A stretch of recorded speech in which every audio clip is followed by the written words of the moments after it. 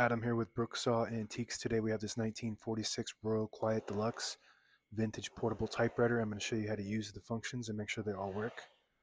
Very iconic model. This was the favorite typewriter of Ernest Hemingway around the same year. I'm not sure exactly what year his model was, but I think it was really close to this model, 1946, 1947-ish.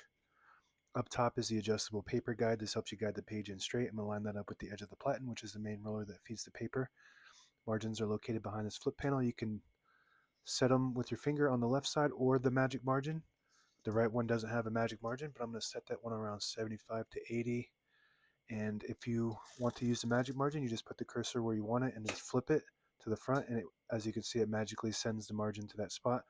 If you want it closer to the edge, you just hold the magic margin and push the carriage to where you want it, let it go. And that's how you set the magic margin. Right now it's on the edge, and we got both of them on the edge for maximum clearance. This is the paper bale that sits on top. It's got two adjustable rollers.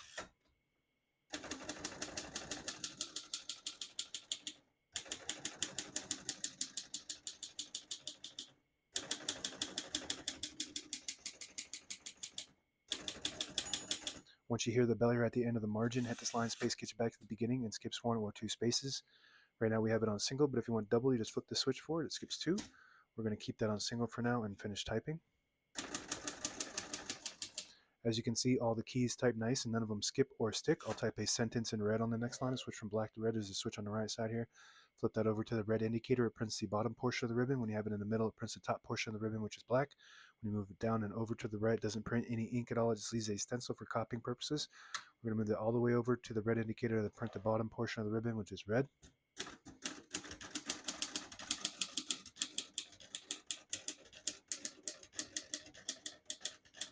Absolutely beautiful.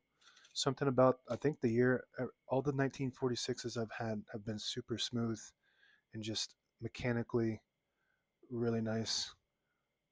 The print looks perfect. It's got pica typeface, prints 10 characters per inch, and the other option would be the Elite, which prints 10, but they don't have um, both options on one typewriter. You'd have to get the typewriter equipped with the Elite if you want the smaller print. I'm going to put the color back on black, and to pull the page out easy, I'm going to flip the switch forward.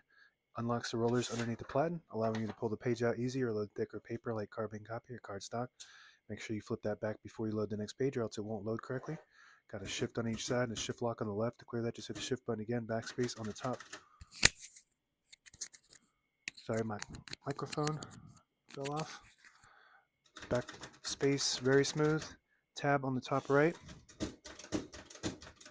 So this has a manual tab set back here. Kind of like the margins, you just push them in and move them to where you want them on this rack. And there's a scale to tell you exactly what space they're on. Right now they're on 15 space intervals. And when you hit the tab button, it just stops at each one of those. Just like that. Very easy and smooth. Margin release underneath that. When you get to the end of the margin, there's a mechanism that blocks you from printing. Hit that margin release button. It does allow you to go all the way to the end. Very good. Open the hood. All the brand new ribbons loaded on the left, so it's pulling clockwise to the right. If you want to switch a direction, there's a switch right here.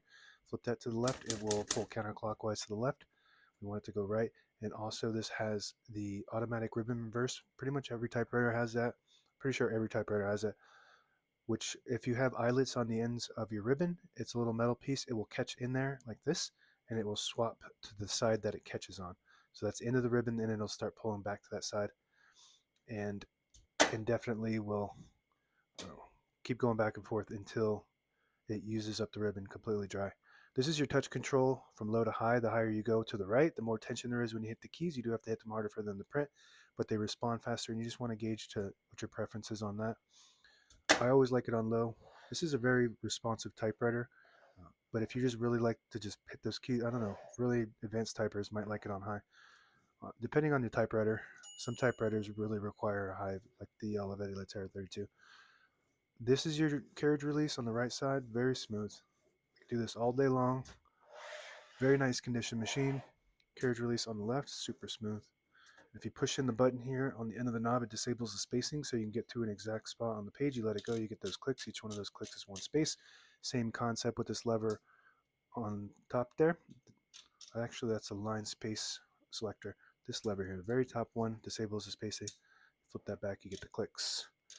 And that's it. Now available on eBay or Etsy. Search Brooksaw Antiques.